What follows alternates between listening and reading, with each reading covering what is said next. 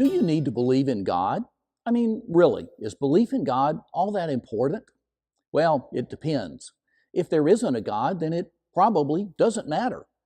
Belief in God typically does make people more satisfied with their lives. Studies show that people who have religious faith tend to be happier. Interestingly, they also tend to live longer. So even if there isn't a God, belief in God does seem to be of some benefit. The real problem arises if there is a God. If there is a God, then belief in God could be of paramount importance. This depends, of course, on what kind of God this is. If this God is sort of like a great-grandfather in the sky, well, it may not matter much.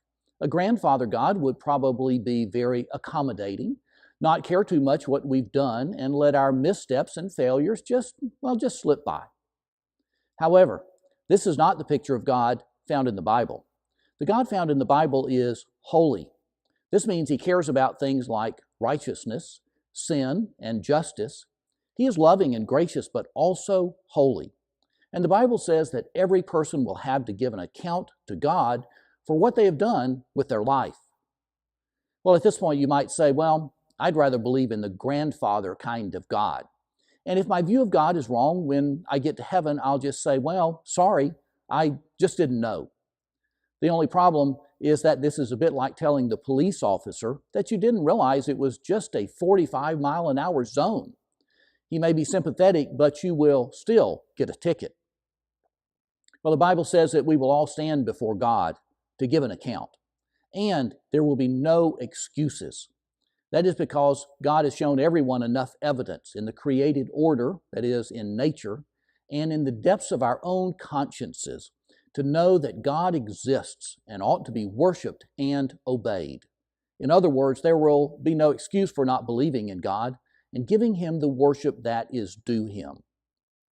Well, the French philosopher Pascal thought about the problem this way. It has come to be called Pascal's wager.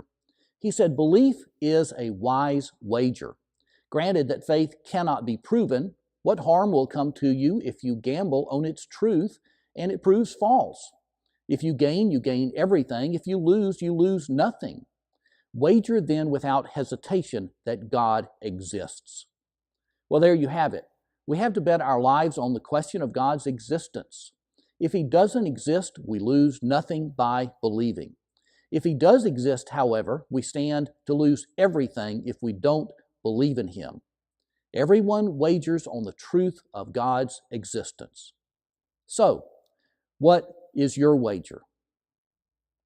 This is Robert Bohler, Jr. with something to consider.